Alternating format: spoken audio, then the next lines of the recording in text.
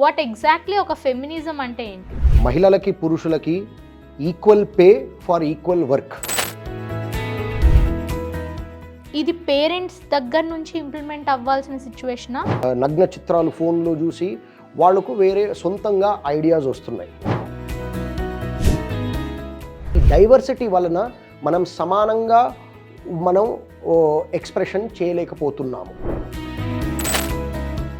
తల్లిదండ్రులు కూడా చదువుకోలేదు, లేకపోతే ఆ పిల్లాడు కూడా స్కూల్కి వెళ్ళడు.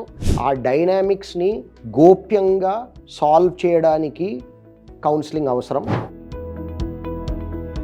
తెలుగు వన్ ప్రేక్షకులకి నమస్కారం. ముందుగా మహిళలందరికీ అంతర్జాతీయ మహిళా దినోత్సవ శుభాకాంక్షలు. అసలు ఫెమినిజం అంటే ఏంటి అని మనలో చాలామందికి ప్రశ్న ఉంటుంది. అలాగే మహిళల హక్కుల కోసం మహిళలే పోరాడాలా, మగవాళ్ళు పోరాడకూడదా, అసలు పోరాడే మగవాళ్ళు ఉన్నారా మహిళల కోసం? ఇలా చాలా ప్రశ్నలు ఉన్నాయి. నిజంగా ఇప్పటికీ మన కోసం పోరాడే మగవాళ్ళు కూడా ఉన్నారు అండ్ ఇప్పటికీ పోరాడుతున్నారు కూడా. అండ్ అలాగే మనకి అసలు మహిళలకి ఏ రైట్స్ ఉన్నాయి, ఏ లాస్ ఉన్నాయి, ఏ చట్టాలు ఉన్నాయి, అసలు మన చుట్టూ జరుగుతున్న సమస్యలపై ఎవరు పోరాడుతున్నారు, ఇవన్నీ తెలుసుకోవడానికి అండ్ నేను మీకు తెలియపరచడానికి ఈరోజు మనతో ఒక స్పెషల్ గెస్ట్ ఉన్నారు. ఆయన తెలంగాణ స్టేట్ చైల్డ్ ప్రొటెక్షన్ యూనిట్లో కొన్నాళ్ళు పనిచేశారు అండ్ ఇప్పుడు ప్రస్తుతం చైల్డ్ కమిషన్ అడ్వకేట్గా పనిచేస్తున్నారు. ఆయన నిహాల్ కోవాలి గారు. సో ఆయన మన ప్రశ్నలన్నిటికీ సమాధానం ఇస్తారు. నమస్కారం నిహాల్ గారు. అంతర్జాతీయ మహిళా దినోత్సవం శుభాకాంక్షలు మేడం. Thank you sir. నేను అడగగానే మీ టైం ఇచ్చి ఇక్కడికి రావడానికి ఐఎమ్ సో హ్యాపీ మీరు ఇక్కడ వచ్చారు. చాలా ప్రశ్నలు ఉన్నాయి మిమ్మల్ని అడగడానికి అండ్ బయట కూడా చాలా జరుగుతున్నాయి. వాటి గురించి మాట్లాడే వాళ్ళు, పోరాడే వాళ్ళు చాలామంది ఉన్నారు. సో నా ఫస్ట్ క్వశ్చన్, అసలు వాట్ ఎగ్జాక్ట్లీ ఒక ఫెమినిజం అంటే ఏంటి? ఫెమినిజం అంటే మహిళలు పురుషులు ఈక్వాలిటీ అండ్ ఈక్విటీ, 3 రకాల వేవ్స్ ఉన్నాయి ఫెమినిజంలో madam. First wave of feminism మహిళలకు సమానత్వం, భూమి హక్కులకి సమానం, ఓటింగ్ హక్కులకి సమానం. సెకండ్ వేవ్ ఆఫ్ ఫెమినిజంలో మహిళలకి పురుషులకి equal pay for equal work and day care centres, young mothers వాళ్ళు పనిచేయడానికి అవకాశం ఉండాలని డే కేర్ సెంటర్స్ మన దేశంలో 1976 నుండి బ్రహ్మాండంగా ఇంప్లిమెంటేషన్ జరిగినది అంగన్వాడీ సెంటర్స్. ప్రస్తుతం తెలంగాణ రాష్ట్రంలో 35,000 అంగన్వాడీ సెంటర్స్ ఉన్నాయి. సో దాని వలన మన భూమిలో పాపులేషన్ పెరిగింది. Because of maternal mortality rate తగ్గడం, ఇన్ఫెంట్ మార్టాలిటీ రేట్ తగ్గడం. Third wave of feminism is మహిళలు వాళ్లకు ఇష్టపడితే వాళ్ళు పురుషులుగా మారొచ్చు, పురుషులకి వాళ్ళకు ఇష్టం వచ్చినట్టుకంటే వాళ్ళు మహిళలుగా మారొచ్చు. Gender is a social construct. Homosexuality, lesbian, gay, transgender, queer plus rights. So ఈ 3 వేవ్స్ గమనిస్తే ఎల్జీబీటీక్యూ అనేది మనం సెలెక్ట్ చేసుకోవచ్చు. నేను ఎలాంటి ఫెమినిస్ట్, పురుషుడుగా నేను ఫస్ట్ వేవ్ వరకే నేను ఒప్పుకుంటున్నానా, సెకండ్ వేవ్ అయినా, థర్డ్ వేవ్ అయినా. ప్రస్తుతం నా స్టేజ్ ఎలా ఉందంటే, చాలామంది మా ఫ్రెండ్స్తో డిస్కషన్ చేశాను.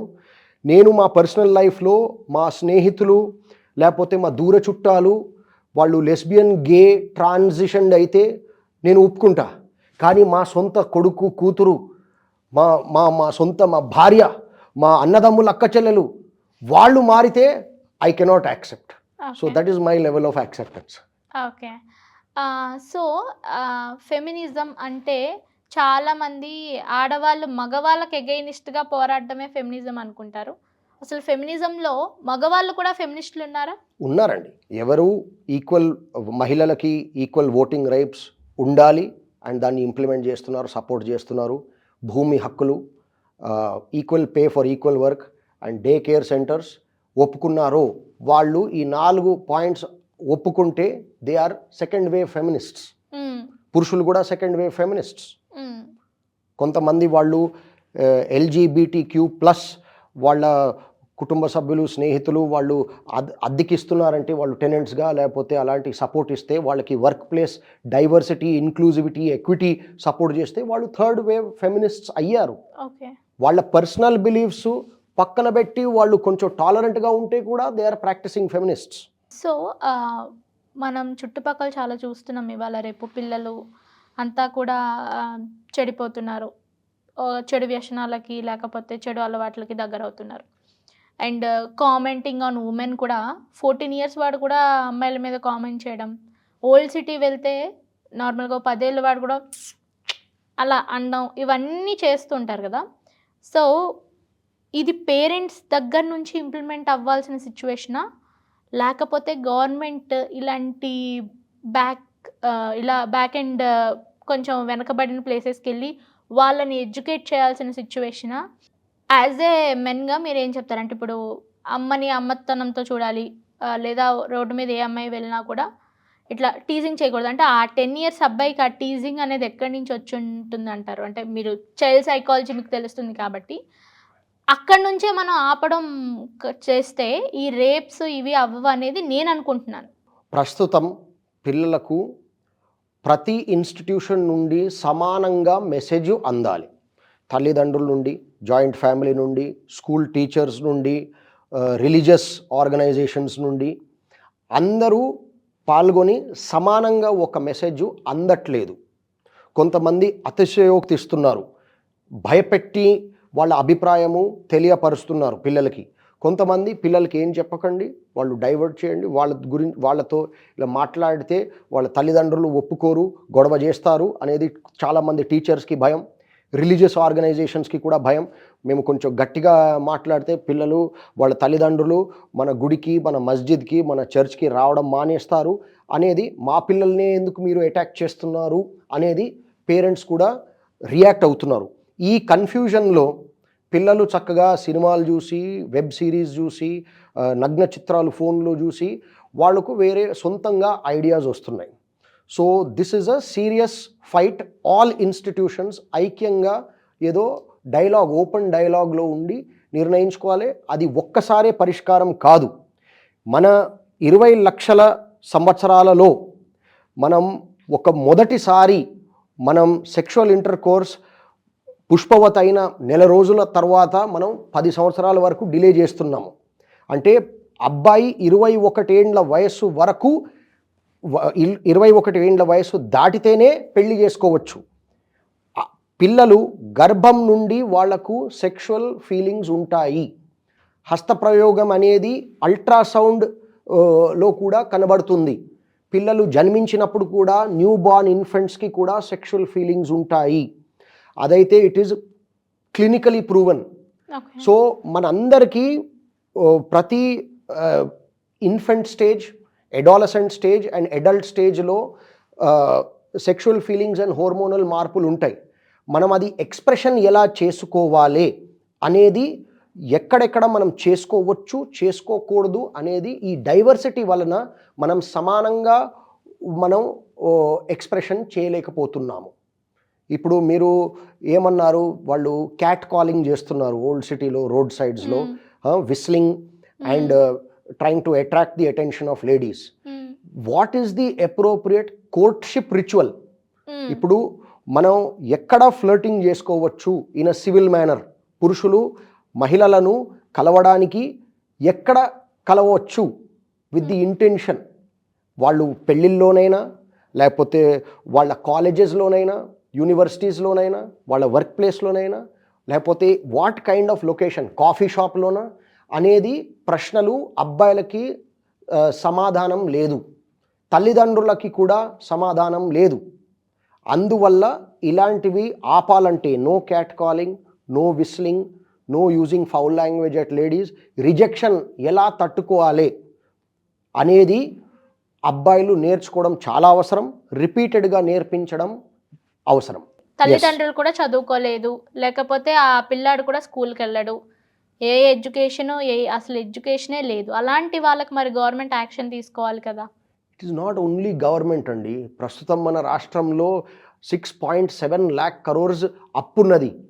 గవర్నమెంట్ ఎలా దీన్ని ప్రోత్సహిస్తున్నారు? మన సమాజంలోనే మన civil society organizations, non government organizations, community colonies, బస్తీ కమ్యూనిటీ వెల్ఫేర్ అసోసియేషన్స్ వాళ్ళందరినీ పిల్లల్ని కూర్చోబెట్టి మంచి సమోసా ఛాయ్ ఇచ్చి వాళ్లకు ఎక్స్ప్లెయిన్ చేయాలి. ఇప్పుడు ప్రస్తుతం గర్ల్స్ క్లబ్స్ ఉన్నాయి చాలా చోట్లల్లో.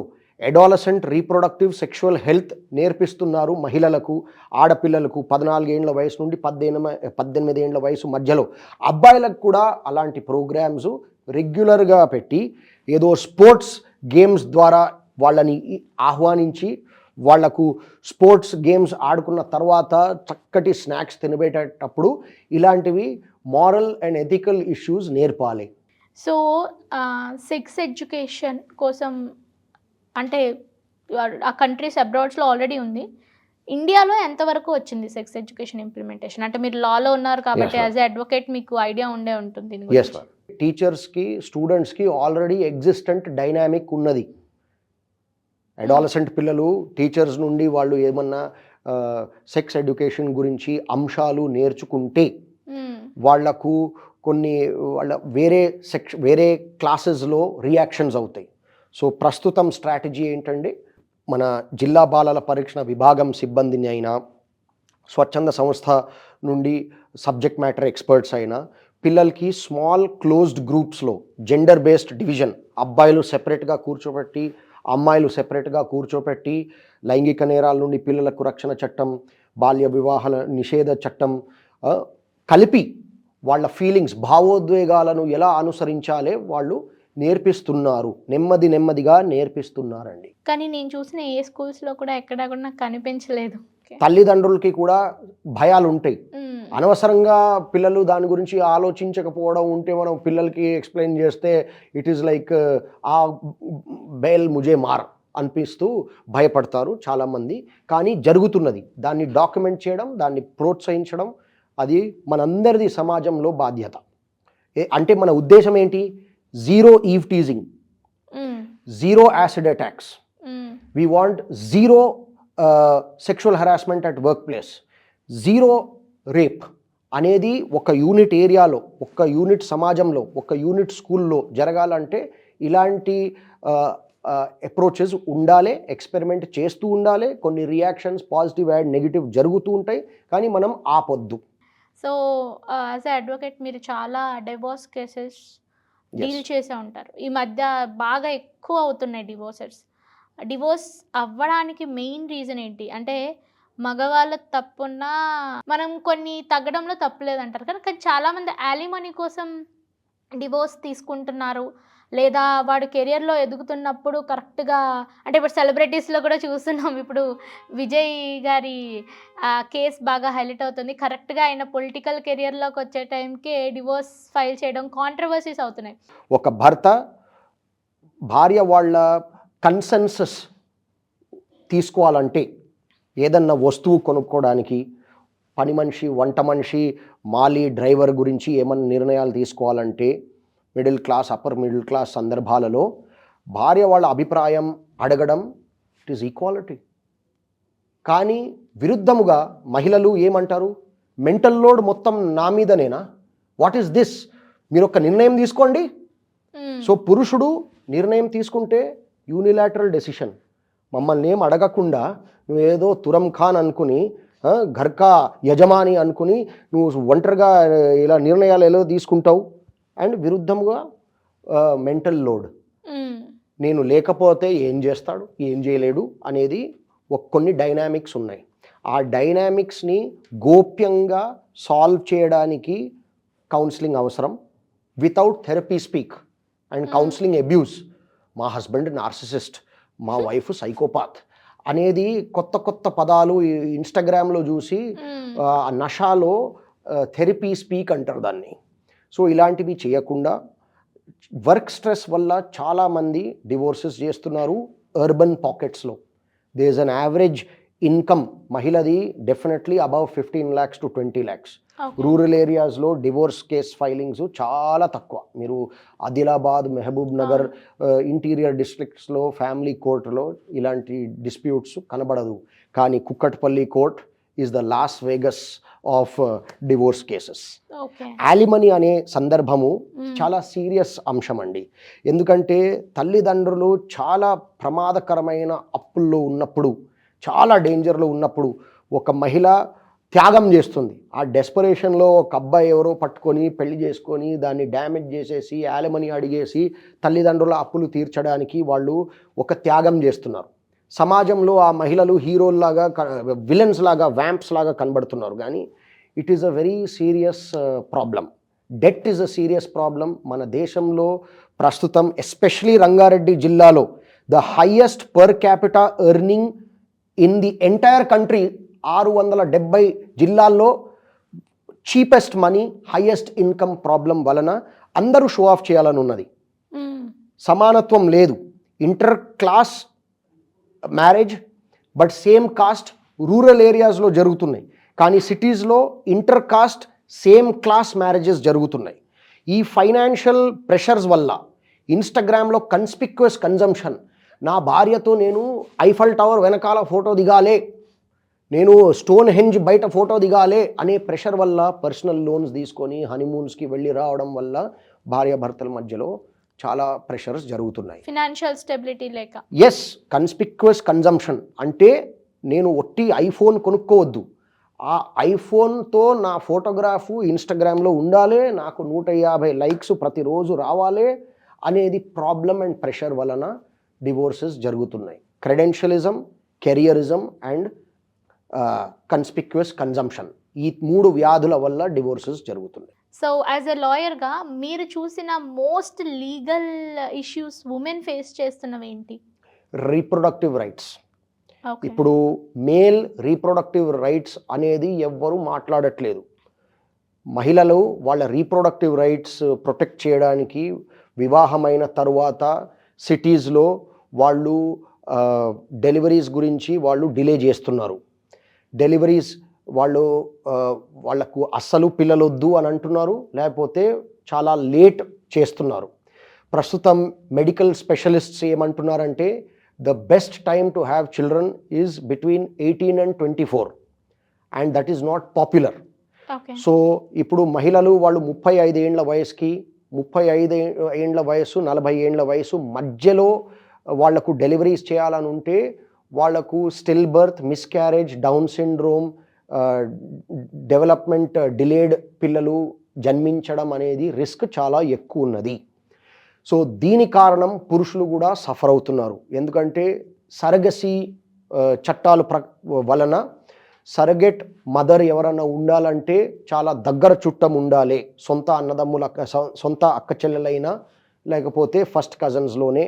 సో దీని వలన మేల్ రీప్రొడక్టివ్ రైట్స్ అంతర్జాతీయ మహిళా దినోత్సవం నాడు కొంచెం మహిళలు పురుషులు ఇద్దరు ఇంట్రోస్పెక్షన్ చేసుకోవాలి. So that is the biggest problem. ప్రస్తుతం Stalin chief minister of Tamil Nadu and మన చంద్రబాబు నాయుడు గారు చీఫ్ మినిస్టర్ ఆఫ్ ఆంధ్రప్రదేశ్ వాళ్ళు ఈ ఇష్యూ చాలా సీరియస్గా తీసుకున్నారు అండ్ దానికి మీడియాలో చాలా క్రిటిసిజం గురి అవుతున్నారు. గ్రేటెస్ట్ అంటే మదర్హుడ్ అనేది is the least respected life of a woman among women only అనేది ప్రస్తుతం చాలా పాపులారిటీ వస్తుందండి. మహిళలకు వాళ్ళు మదర్హుడ్ అనేది ఒక source of loss of freedom అనే మిస్అండర్స్టాండింగ్ అనుకుంటున్నారు. ఇప్పుడున్న చట్టాలు, ఇప్పుడు ఏవైతే ఉమెన్ ఆడవాళ్ళ కోసం ఉన్న చట్టాలు అవి సరిపోవు, ఇంకా ఆడవాళ్ళని డొమెస్టిక్ వైలెన్స్ నుంచి కాపాడాలంటే ఇంకొన్ని చట్టాలు తేవాలి అని మీరేమైనా అనుకుంటున్నారా? నో మ్యామ్, ఎన్ఫోర్స్మెంట్ అనేది ఇంకా పెంచాలి. ఇట్ ఈస్ వెరీ అన్ఫార్చునేట్ అండి, మన దేశంలో ప్రతి వారానికి ఒక మహిళ ఆత్మహత్య చేస్తుంది 2-3 పిల్లల్ని చంపిన తరువాత.